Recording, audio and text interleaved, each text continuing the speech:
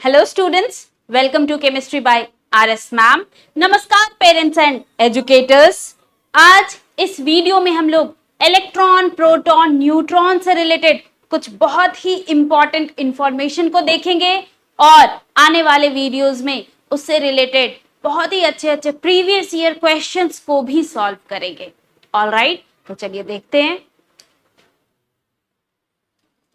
सब atomic particle, मैंने एक देखो चार्ट बना रखा है आपके सामने।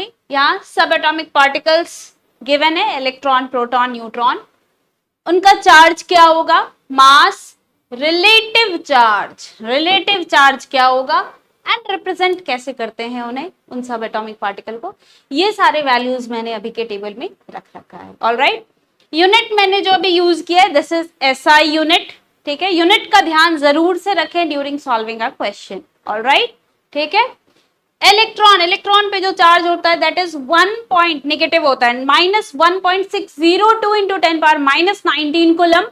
ऑलमोस्ट में आप 1.6 ले सकते हो, जो कि मोस्ट ऑफ द क्वेश्चन में यही यूज होता है ड्यूरिंग कैलकुलेशन। ऑलराइट, जब तक एग्जैक्ट वैल्यू क्वेश्चन में गिवन ना हो you can use it, no issue. Alright, proton के पास एग्जैक्टली सेम अमाउंट में पॉजिटिव चार्ज होता है। Alright, neutron is neutral, 0 coulomb charge. Alright, C मतलब coulomb, unit of charge. Alright, ठीक है। मास देखो, इलेक्ट्रॉन का जो मास होता है 9.108 इंटू 10⁻31 kg। ऑलराइट, 9.1 लेके आप मोस्ट ऑफ द क्वेश्चन में सॉल्व कर सकते हो ये data. Alright, 9.1 into 10⁻31 kg। Proton का मास 1.67 इंटू 10⁻27 kg। एक चीज यहाँ ध्यान रखना, 1.67 के बाद भी बहुत सारे डिजिट आते हैं, बट ऑलमोस्ट में जो डिजिट यहाँ आता है आप कह सकते हो इट इज 3, 1.673। ओके, न्यूट्रॉन का मास देखोगे इट इज ऑल्सो 1.67, लेकिन इसके बाद जो डिजिट आता है ना वो ऑलमोस्ट में 5 आ जाता है। बात समझ आई? डेसिमल प्लेस के बाद थर्ड प्लेस पर जो वैल्यू आता है दैट इज 5, यहाँ जो वैल्यू आता है दैट इज 3। तो आप एक बात आराम से कह सकते हो कि भाई मास of proton, mass of neutron almost same है। ड्यूरिंग क्वेश्चन हम लोग एग्जैक्टली सेम लेके कैलकुलेशन कर लेते हैं, दैट इज व्हाई मैंने यही वैल्यू लिखा है। लेकिन अगर कहीं थ्योरेटिकल क्वेश्चन में या कहीं स्टेटमेंट में कुछ इस तरह से आए तो रिलेटिवली थोड़ा सा हेवियर कौन होगा? It will B neutron. Alright, calculation करने में हमें यही वैल्यू इसी की यूज होगी ड्यूरिंग एनी कैलकुलेशन, और आने वाले बहुत सारे क्वेश्चन में इसका यूज होता है। आप उन सारे क्वेश्चन में इजीली देख सकते हो कि हाँ भाई ठीक है, यहाँ पे कौन सा वैल्यू लेना है। ठीक है, तो इस टेबल को जस्ट आप नोटबुक में लिख लें, इनको कुछ दिन रिवाइज करोगे, यही पार्ट है जो आपको ध्यान रखना है। ऑलराइट, ठीक है। रिलेटिव चार्ज देखो कैसे आता है। रिलेटिव चार्ज मतलब रेशियो लेके आप इजिली निकाल सकते हो। तो रेशियो जब लोगे तो देखो यहाँ पर क्या आ जाएगा, -1, वैल्यू तो यही एक है। ठीक है, तो इसको इसी वैल्यू से डिवाइड करोगे, -1 इसको +1, ये तो 0 है, तो it will be 0। Right, representation, denotation. अब देखो रिप्रेजेंटेशन में मास नंबर के जगह जो पार्टिकल, जो चीज आता है E0 -1, इस तरह से रिप्रेजेंट करते हैं। तो आप इसको ऐसे समझ सकते हो, ये चार्ज वाला पार्ट ऑलमोस्ट इधर है। रिलेट करने के लिए मैं बता रही हूँ बेटा, ये this is just for relation. Alright, ठीक है। मास की अगर आप बात करोगे तो प्रोटॉन 10⁻27, ओके। इलेक्ट्रॉन का मास 10⁻31। अभी हम लोग ये ले रहे हैं, दोनों का वैल्यू बिल्कुल सेम।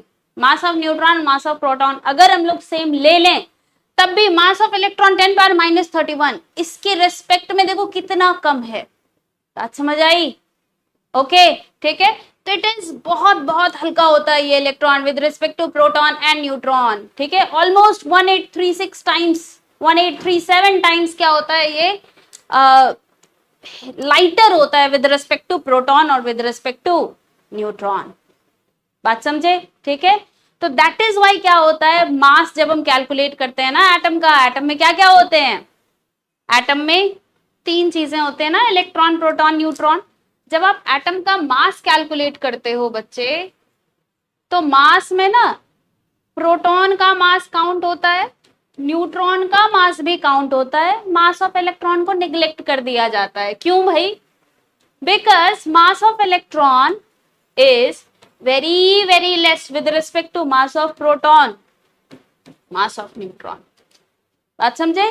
ठीक है, तो इसको आराम से नेग्लेक्ट कर दिया जाता है। ठीक है, अगर आप रिलेशनशिप देखो तो मास ऑफ इलेक्ट्रॉन, प्रोटॉन या न्यूट्रॉन किसी का भी आप अभी यूज कर सकते हो, 1/1836, कुछ बुक में 1837 भी लिखा होता है, इतना टाइम्स होता है मास ऑफ प्रोटॉन के रेस्पेक्ट में।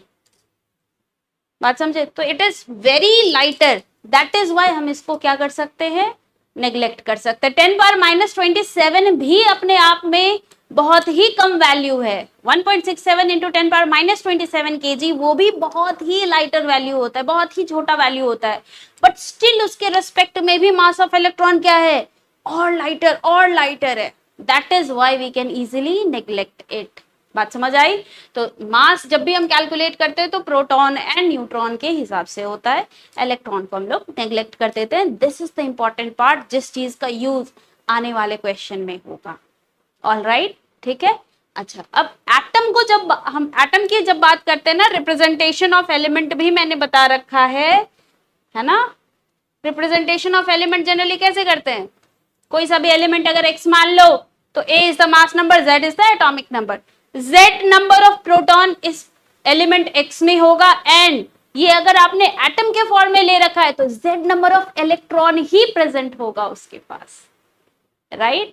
ठीक है, तो अगर ये z proton and z electron उसके पास होगा, दैट मींस एटम ओवरऑल क्या होगा, न्यूट्रल, है ना, क्योंकि प्रोटॉन जितना प्लस चार्ज है इलेक्ट्रॉन में उतना ही माइनस चार्ज है। Got it? बात समझ में आई? अब यही अगर वो आयन के फॉर्म में आ गए, इसका मतलब इलेक्ट्रॉन कुछ उनका लॉस हो गया है या फिर कुछ इलेक्ट्रॉन उन्होंने गेन कर लिया है, तो डिपेंडिंग ऑन कितना इलेक्ट्रॉन का लॉस हुआ है या फिर कितने इलेक्ट्रॉन का गेन हुआ है, वो कैटायन या एनायन कहलाता है, उसका वैल्यू डिफरेंट हो सकता है। बात समझ में आई? इससे रिलेटेड पूरी जानकारी आपको रिप्रेजेंटेशन ऑफ एलिमेंट इस वीडियो में मिल चुका है। ठीक है, तो अगर आपको इससे रिलेटेड कुछ जानकारी चाहिए तो डिस्क्रिप्शन बॉक्स में मैंने लिंक दे रखा है, आप प्लीज उसे चेक कर सकते हैं। ओके, तो नेक्स्ट वीडियो में हम लोग इलेक्ट्रॉन, प्रोटॉन एंड न्यूट्रॉन से रिलेटेड कुछ क्वेश्चंस देखेंगे जो कि previous year medical entrance examination में या फिर IIT JEE एडवांस इसमें आया जा चुका है। ऑल राइट, ठीक है, आप लोग सब खूब मेहनत करते रहो, पढ़ाई करते रहो। ऑल राइट, ठीक है, थैंक यू सो मच। आप लोगों को वीडियो अगर पसंद आ रहा हो तो please like, share and subscribe. Thank you.